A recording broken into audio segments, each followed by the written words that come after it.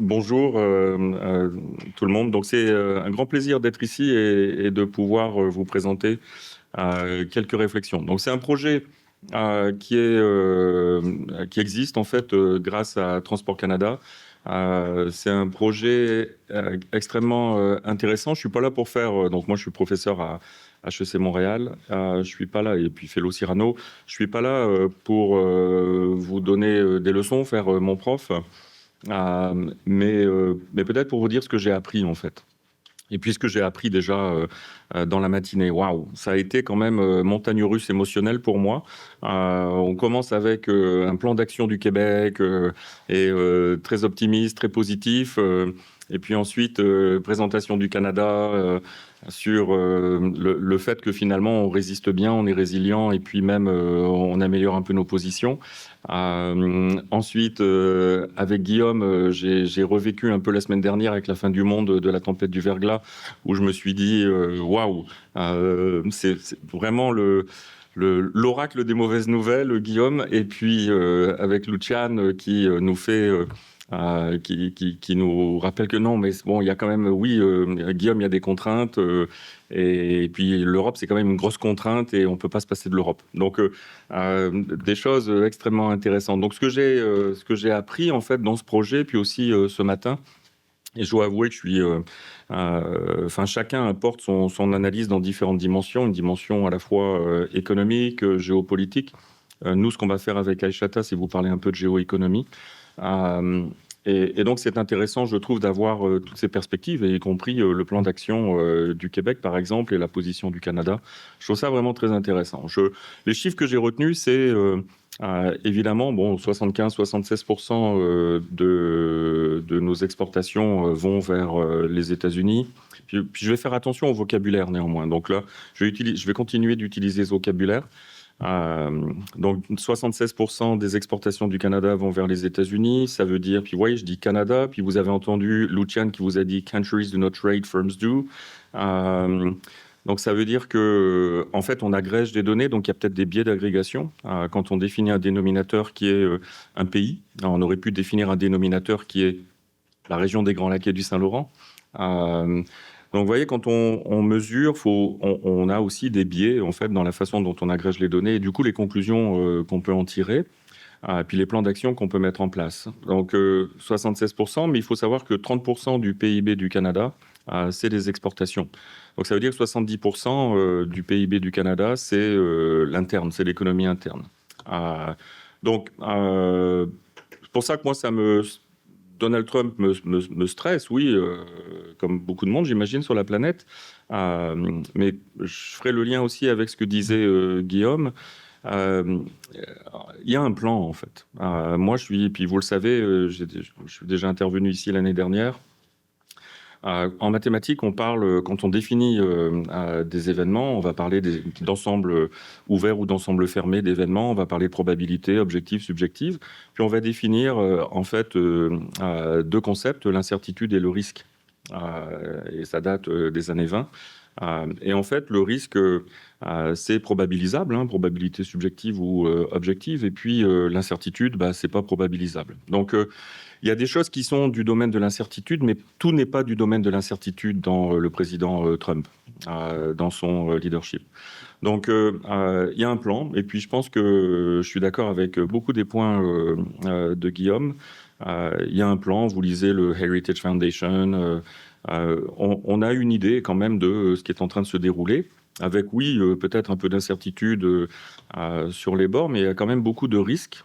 Donc, des choses on connaît les événements, on ne sait pas quand est-ce qu'il va les appliquer, mais il y a des probabilités. En tout cas, voilà ce que moi je retiens, ce que j'apprends de cette matinée. Donc, ce fameux aussi chiffre de 60%. Donc, 60%, c'est une position quand même assez exceptionnelle. C'est la position exceptionnelle, en fait. Il y a un exceptionnalisme américain au niveau géopolitique, mais il y a aussi un exceptionnalisme économique, si on veut, en tout cas institutionnel, au niveau du commerce international du Canada, qui a accès à 60% du PIB mondial grâce à ces accords de libre-échange. Ça nous a été rappelé. Et ça, c'est quand même extrêmement intéressant. Donc, countries do not trade, firms do, mais countries facilitate. Les pays peuvent faciliter aussi tout ça. Mais voyez, dans ce que je vous dis là, il y a des questions de causalité. Est-ce que et puis, d'un point de vue théorique, je vais vous le dire. Donc, on a entendu, d'un point de vue géopolitique, c'était embêtant d'aller vers la Chine avec les véhicules électriques. Maintenant, ça ne veut pas dire, il y a en théorie, c'est pas ce qui va se passer, les 49 000 véhicules venant de Chine, c'est peanut, comme on dirait, et en réalité, c'est pas, si personne décide de les acheter, c'est pas parce que le Premier ministre McCartney a passé un accord que s'il n'y a pas d'acheteurs, il n'y aura pas 49 000 véhicules électriques de BYD sur le sol canadien. Et évidemment, ils sont vendus parce que 49 000, c'est pas beaucoup. Et vous voyez, je suis un prof, hein, donc je peux vivre dans un monde théorique. Dans ce monde théorique, ça dépend de nous. Ça dépend des entreprises et ça dépend des consommateurs. Donc, et puis il y a des phénomènes de modération que, évidemment, un gouvernement, c'est important et apporte ces phénomènes de modération. Donc, c'est vraiment, voilà, j'essaye de vous dire ce que moi j'ai appris de cette matinée, déjà, de cette première partie, et puis aussi ce que j'ai appris de ce projet. Donc moi, je suis un économiste et puis je m'intéresse aux affaires internationales, au commerce international et je m'y intéresse différemment en fait grâce à ce projet ici. Grâce à l'équipe, j'aimerais les saluer pour le travail incroyable qu'ils font. Et grâce à eux, je m'améliore en fait dans mes réflexions. Et j'ai encore beaucoup. Ils me disent que j'ai encore beaucoup de travail à faire pour être à leur niveau. Ils ont bien raison. Donc, qu'est-ce que j'apprends dans ce projet? C'est le mélange en fait entre l'économie et les infrastructures. Donc oui, les institutions, c'est ce que je vous ai dit juste avant, mais aussi les infrastructures, les ports, les autoroutes, donc le camionnage, le rail, etc. Et en économie, moi, je faisais l'hypothèse que la main invisible et le marché allaient s'ajuster. Donc, voilà, McCartney dessine un truc. Oui, c'est intéressant pour des entreprises, du coup, elles vont le faire. Elles ont des capacités parce qu'il y a moins de capacités aux États-Unis. Mais si vous vous souvenez, il y a un an, je vous disais tout le temps qu'il n'y a pas d'ouverture de capacité parce qu'on vend moins aux États-Unis, on n'ira pas diversifier. C'est des asymétries d'information. Donc, dans le commerce international, il faut aussi ajouter la théorie de la décision. Et puis c'est ce qu'Aïchata va vous présenter. Donc, moi, je faisais l'hypothèse que, on va exporter et puis le port de Montréal va grossir. En fait, grâce à ce projet-là, je me rends compte que il y a de la décision politique, il y a des investissements publics. Donc, économie internationale et infrastructure d'une économie, ça doit être dans nos modèles. Ça l'est, on a des variables, mais c'est quand même des variables largement agrégées qui ne capturent pas, parce que nous, les économistes, on ne mettait pas vraiment l'accent sur ces variables-là en particulier. Donc, c'était des variables de friction, etc., mais pas à des niveaux de granularité très fins. Donc, en fait, qu'est-ce que j'ai appris dans ce projet? C'est deux choses. C'est allons au-delà, ajoutons à l'analyse traditionnelle, classique, du commerce international au niveau des pays, descendons à des niveaux de granularité plus fins, et peut-être utilisons jusqu'au bout l'unité de granularité qu'est l'entreprise, parce que countries do not trade, firms do, comme vous l'avez entendu. Donc, et si on recrée le commerce international, non pas à partir des données agrégées, non pas seulement, à nouveau, c'est pour augmenter le modèle classique, non pas seulement à partir des données agrégées au niveau d'un pays, mais si on recrée le commerce international à partir de la firme. Donc pourquoi cette entreprise, elle fait des affaires ou pourquoi elle a décidé de mettre une filiale de l'autre côté d'une frontière politique. Puis c'est là où c'est intéressant parce que ce que je découvre en faisant ça, c'est que en fait c'est un monde d'asymétrie d'information. Ça veut dire que l'entreprise, elle va à la bourse elle va par exemple à la foire de Chicago et puis on se tape dans la main, on passe un contrat et voilà, c'est du commerce international. Mais pourtant, peut-être que, et voyez toutes les asymétries d'information, à ce moment-là, c'était peut-être pas la meilleure personne, c'était peut-être pas la meilleure entreprise. Mais on est proche, donc il y a d'autres coûts qui ont été diminués. Donc on est proche, puis on est proche informationnellement. Pourtant, on pourrait aller peut-être en Europe, en Norvège, etc., trouver un meilleur partenaire commercial, trouver une meilleure opportunité d'investissement. Et comme vous l'avez vu, donc, dans ce qu'a présenté Lucian, ces asymétries d'information, pour moi, sont la cause, en réalité, de son indice de Gini. C'est que finalement, très peu d'entreprises sont celles qui font le commerce. Et pourtant, il y a plein d'autres entreprises qui pourraient être des meilleures entreprises, des meilleurs partenaires commerciaux. Donc pour moi, la résilience et la diversité, donc la diversification, c'est pas seulement une diversification géographique, c'est une diversification sectorielle aussi. Quel secteur voulez-vous diversifier? Donc pas seulement vers quel pays, mais aussi quel secteur voulez-vous diversifier? Puis quand vous choisissez les secteurs, quelles sont les entreprises chez nous, et pas seulement les entreprises championnes de cet indice de Gini, mais aussi les entreprises qui peuvent être intéressantes ailleurs sur la planète. Donc, vous voyez, et ça a l'air d'être un petit peu de la science-fiction. Donc c'est ce que j'ai appris moi dans ce projet, c'est comment est-ce qu'on peut aller chercher cette information. Donc j'analyse toujours ça en termes de commerce international, mais je viens de changer la granularité à un niveau beaucoup plus fin. Puis je viens d'ajouter une dimension qui est celle de la symétrie d'information, donc qui vient de la théorie de la décision.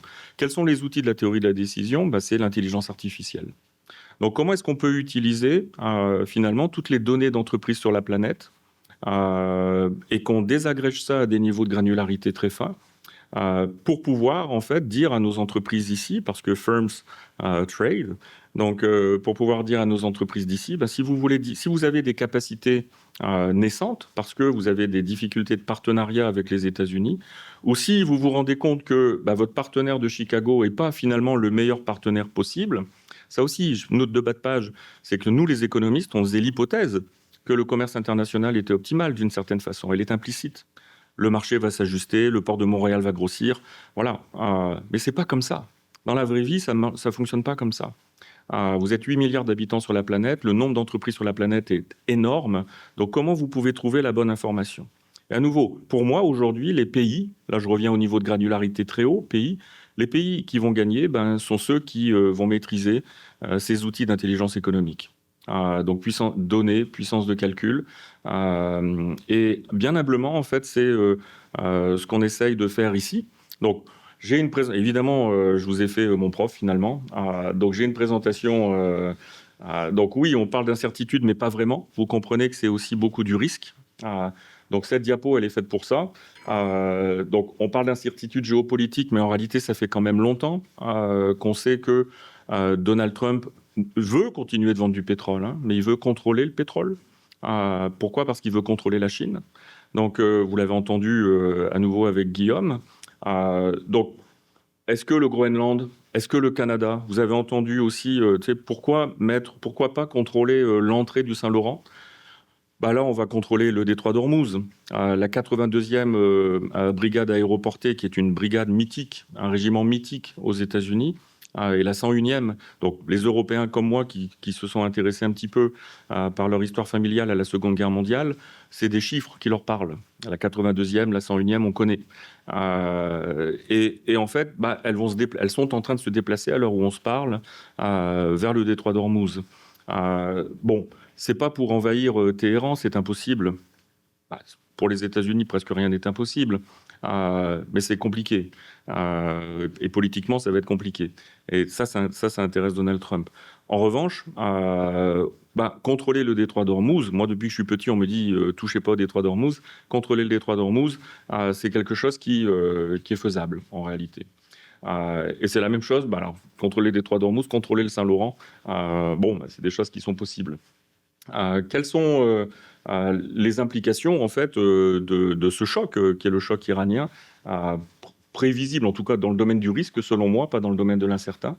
Évidemment, on nous dit que c'est probablement plus gros même que les deux chocs pétroliers de 1973 et 1979. Donc, à voir si ces prévisions vont se malheureusement réaliser. Je suis aussi un oiseau de mauvaises nouvelles, j'ai l'impression, là, d'un seul coup. Donc oui, des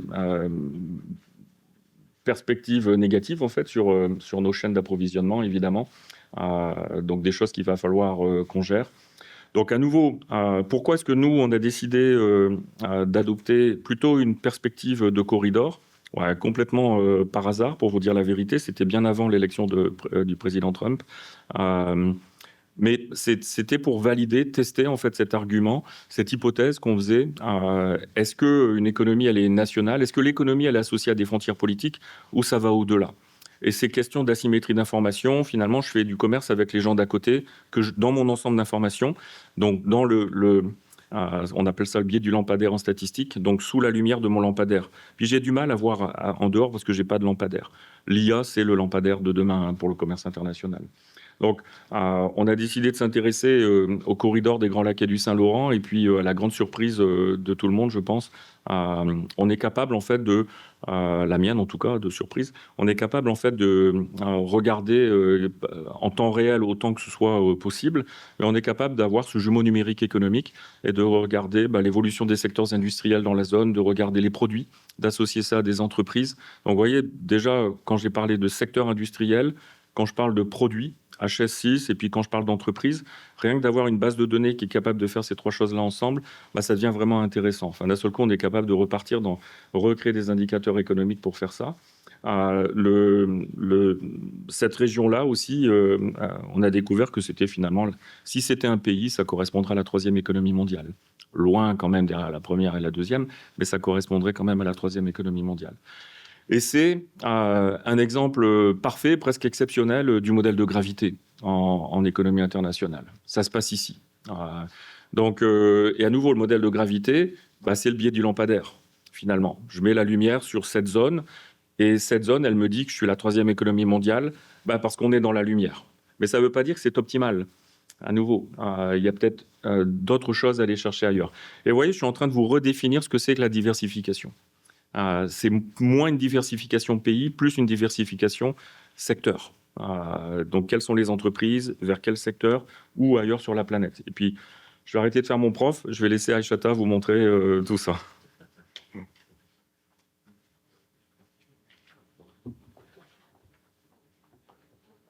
Bonjour à tous. I'll continue in English just for the Anglophone in the room. So why we focus on this region is, as you can see, we have a lot of information about economic aspects, transportation, and even population. So it's a very big market and very important. And as Thierry said, it's in fact the third largest economy in the world. So how can a digital twin help? So a digital twin provide a detailed and dynamic representation of the economy and the supply chain. And it integrates multiple data sets, uses machine learning for analysis, and allow us to use simulations. Importantly, it also helps move from a reactive decision-making approach to a more proactive evidence-based policy. So how can our digital twin help? So for this presentation, I'll try to be fast but clear. We identified three questions. So which industry and firms are anchored in the SLGL economy? What are the main maritime traffic patterns in the SLGL region? And where can Canada competitively redirect its trade? So for the first question, we created a module in our digital twin app called Industry and Companies. So this module was developed in this project, and it helped identify key industries and major firms in the region. So it provides a firm-level perspective on economic activity across the region, and its objective is to identify key industry, map geographical situation of major firms, and understand the industrial structure of the SLGL corridor. It adds a macroeconomic perspective to the analysis by complementing trade and transportation data. So when you have access to the app, this is what we will see in our module. We have a map representing all the major firms in the region, which each circle represents a firm. The color represents the industries, and the size of the circle represents the annual revenue for the most recent year for that industry.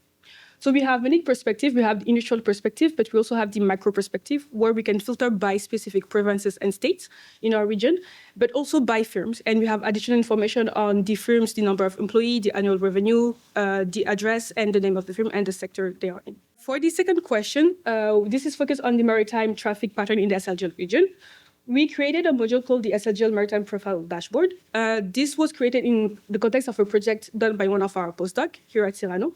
And the data was provided by Transport Canada, where we use vessel tracking data to analyze maritime traffic, port activity, and trade flow. So in the app, we have an interactive aspect where we could select a specific port in the SLGL region, where we would have statistics on port calls, the estimated export volume and import volume, as well as the breakdown by type of vessels. For our last question about diversification, which was a big topic for the most recent year, we came up with a new indicator called the Cost-Based Comparative Advantage, or the CCA. So the CCA measures whether a trade redirection is profitable for Canada as well as for importer in a given market.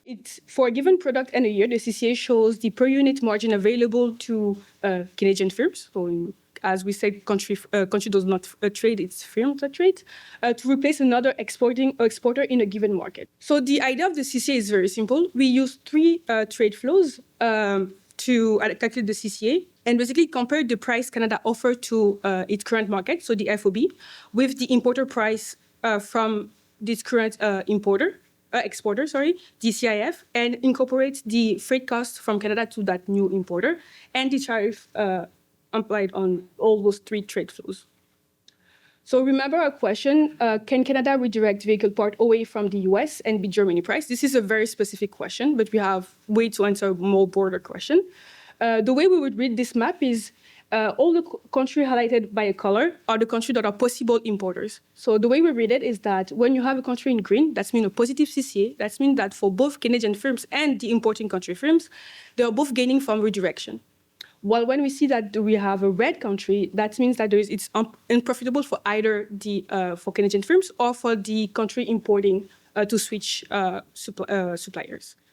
So I know I was very fast. I was showing the time, but this is what some of the questions that our digital twin can answer.